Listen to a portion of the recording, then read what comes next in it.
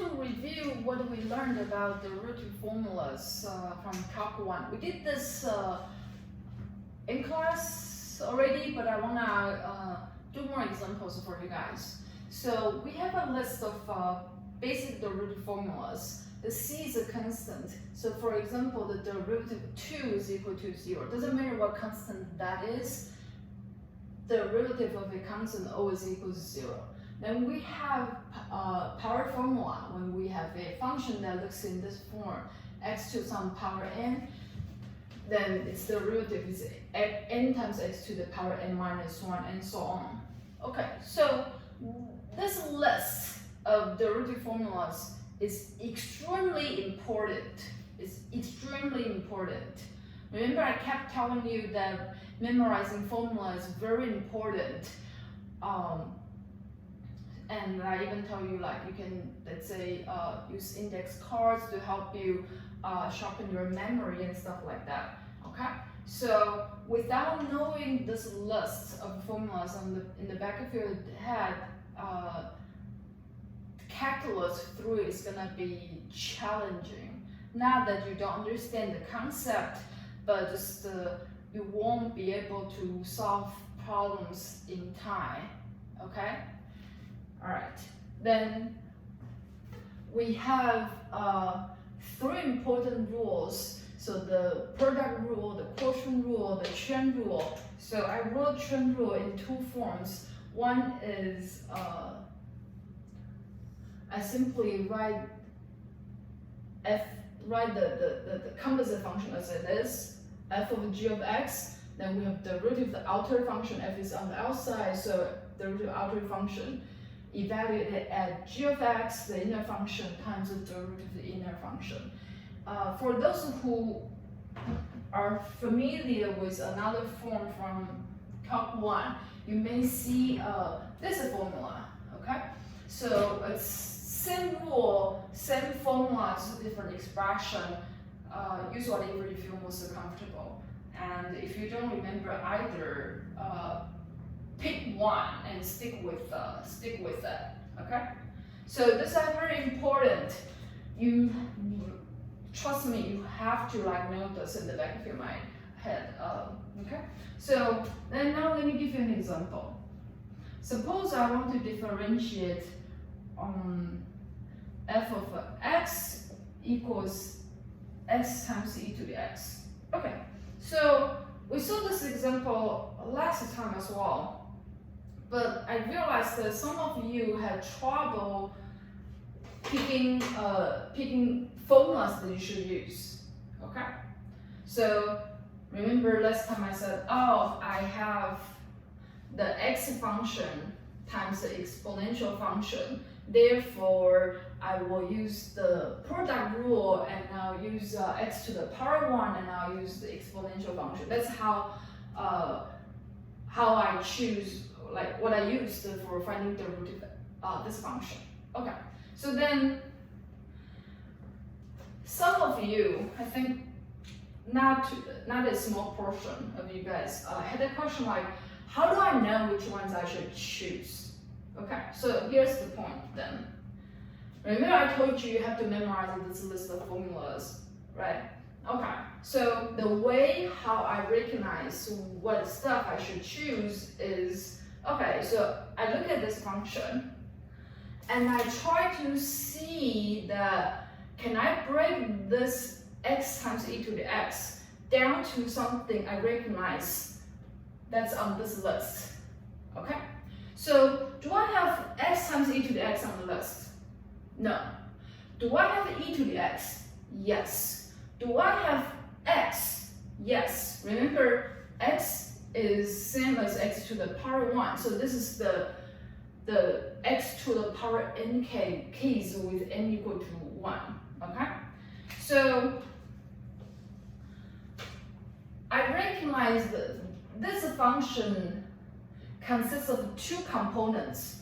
One is x to the power 1, that's here. The other is e to the x. Okay? So without knowing this list of formulas that you have about derivatives, you're going to have a hard time to determine how should I decompose a given function. Like how do I know it's two functions multiplied together, not two functions, I know, composite together, right? Okay, so if you're very familiar with this, then you look at the given function. So this is a given, you don't get to choose. You get whatever you're given. Then you're like, I recognize something.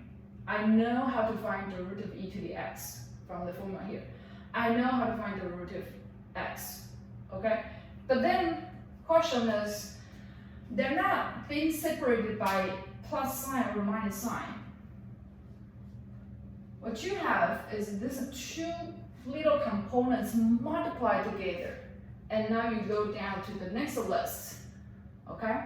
So you realize, oh, the given function is basically these two smaller functions multiplied together, okay? Because that's what's given in there.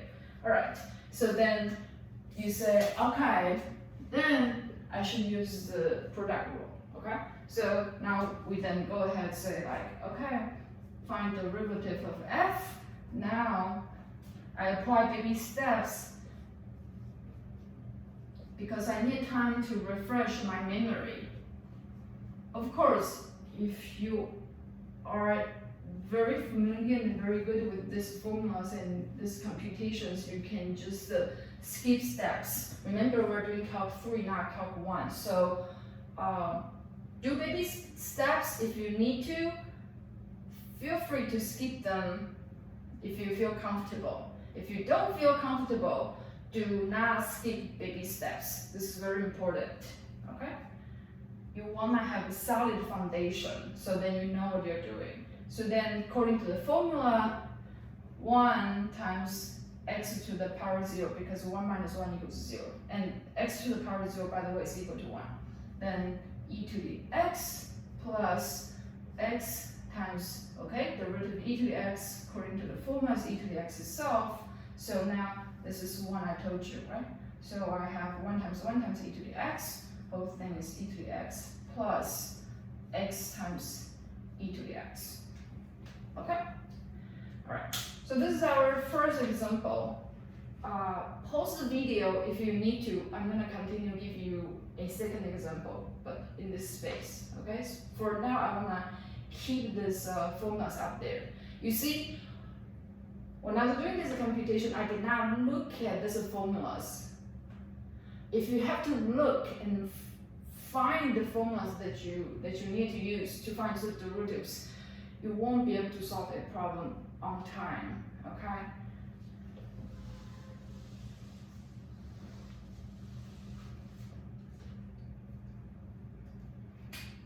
Let's do another function.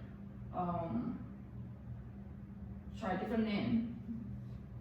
G of t equals, what do you like? Let's say root x plus 2 minus, okay, let's say x squared sine of x. All right. So now you feel like, ooh, that's a big looking function, right? It has 3 terms added or subtracted together. So then by the same token, when I want to differentiate this, then whatever being separated by the plus sign or the minus sign, I can just separate them. I don't have to think about it. So g prime is equal to derivative of root x plus derivative of 2 plus minus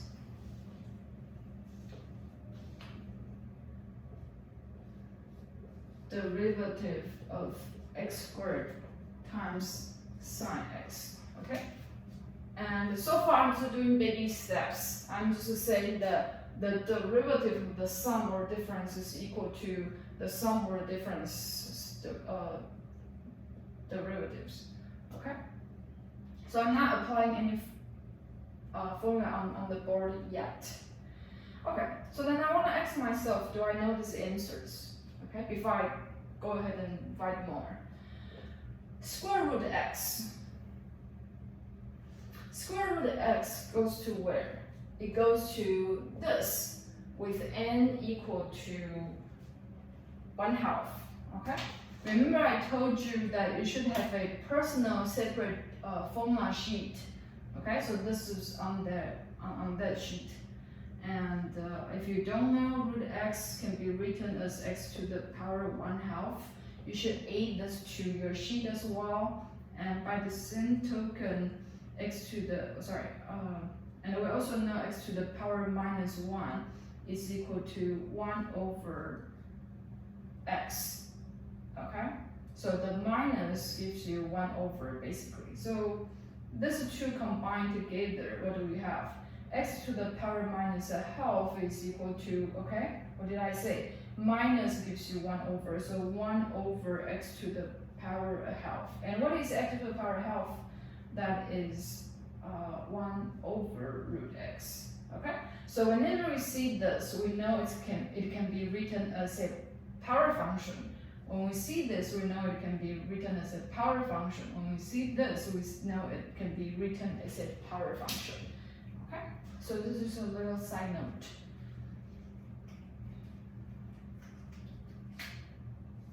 And let's continue. So the first term I know, use the power rule, I'm done. The second term, I also know.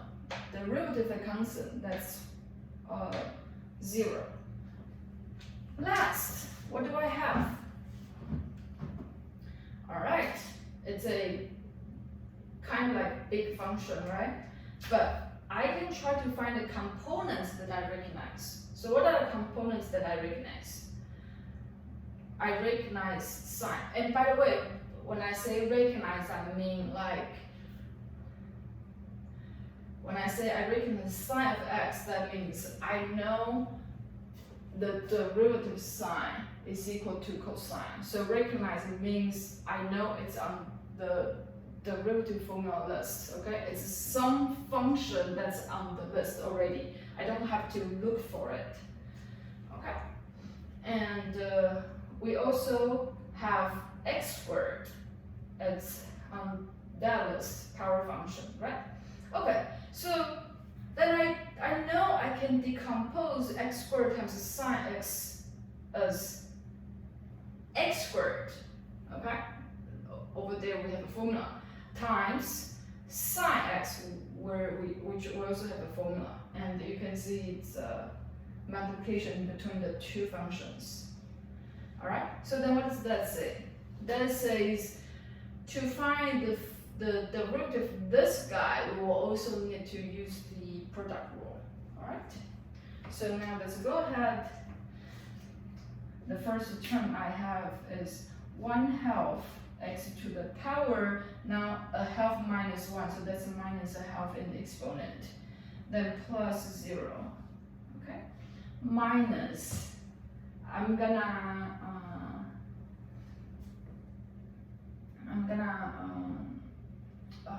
just write these steps for you. Okay. I was going to say I was going to skip, but that's probably not a very good idea. Okay. So according to the formula, I differentiate the first function and the second function. Then I do plus, but I keep in mind you should have parentheses because you have a minus sign here. Without parentheses, you're gonna mess up your answer. So x squared times derivative of sine x. Okay. Then you go ahead. 1/2 x to the power 1/2 minus 2x sine x. Why 2x? Because the derivative of x squared is equal to 2 times x to the power 1. Okay. Then I distribute the minus sign. So I minus x squared. What is the derivative sign? According to the formula there, I have cosine x. Okay? Alright, so that's the example. Alright, so this is how I recognize whether I should use a quotient rule, product rule, or even the chain rule. Let's do 1 for chain rule.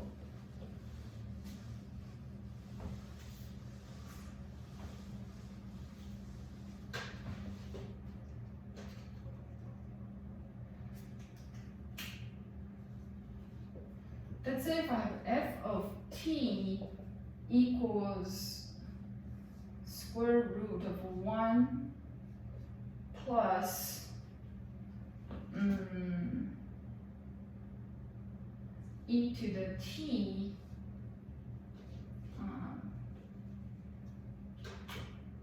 e to the t sine of t. Okay, like that. Okay, so this function looks fairly complicated, right? But I know that the square root is on the very outside. So what do I have?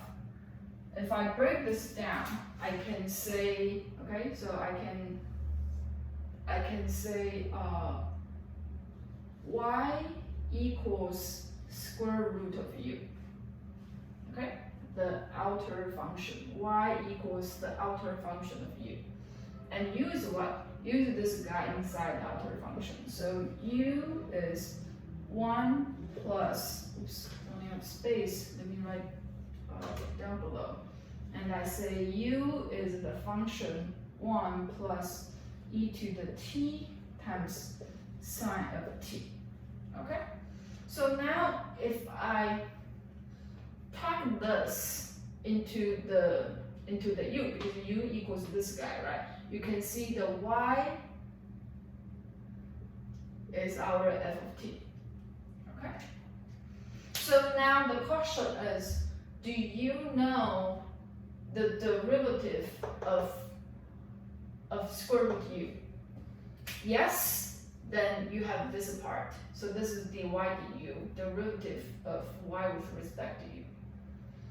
Do you know how to differentiate u with respect to t? If yes, then you have this part, okay? So in this example, we have t instead of x, but they are the same, basically. Okay. So now the question goes down to, do I know how to differentiate this guy, the u? Derivative 1, that equals 0. Oh, the next guy I have is this thing bundled all together. All right, so then I ask myself, I see e to the t, and I see a sine of t. E to the t is on the list, sine of t is on the list. Do I see e to the t, sine of t on the list? No, I don't see it on the list, okay? I also don't see this huge guy on the list either, that's why I'm breaking it down, okay? I see a square root. Square root is x to the power half, that's a power function. So I see the square root on the list. I see the constant on the list. I see e to the t on the list. I see sine t on the list. That's all I get from the list. I don't create anything new. So once again, you want to identify the smallest component that you know how to find their derivatives, okay? And you won't have this formula sheet with you when you're doing your quiz or doing exams. That's not allowed. We'll do closed book tests. All right, so now let's go ahead. dy du is equal to 1/2 u to the minus a half. Okay, why? Because this is u to the power half, you bring the half to the front and then you do -1 in the exponent. Du dt, this is interesting. So derivative 1 is equal to 0, and this guy, I have to use the product rule. So that is derivative of the first function times the second function. You see it's not changing because the root of e to the t is e to the t itself. Then plus e to the t times the derivative of the second function, and that is cosine t. Okay, so that's the du dt. So altogether, I'm sorry, I run out of space. So these two components altogether tells you that f prime of t, or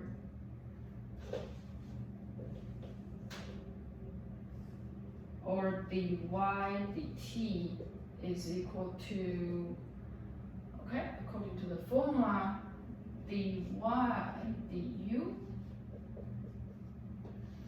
times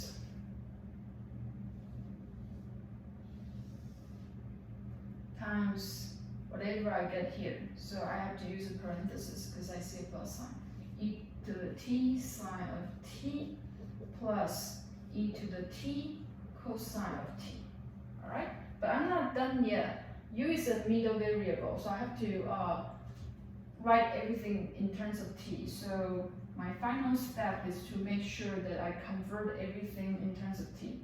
So u is, I simply copy what I have over there. This is u to the power minus a half. Okay, so I'm not doing nothing special. I just replace the u by this guy that we set up here, times e to the t sine of t plus e to the t cosine of t. Okay, so like that. If you apply this, it doesn't work, it's gonna be the same. You just need to recognize the outer function is the square root. Then you have derivative of the outer function, derivative of the square root function. If you ignore this part, this is the derivative of the square root function.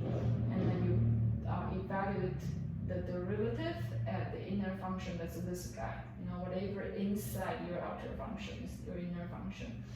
Then this is the derivative of inner function. Okay. Okie dokie. So you can see that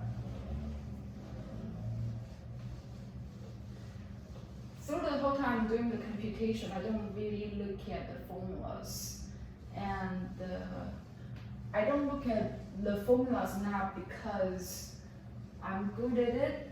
It's because I have to memorize those formulas so that it won't take me like 30 minutes to solve one derivative problem. Okay? So, all right, happy practice.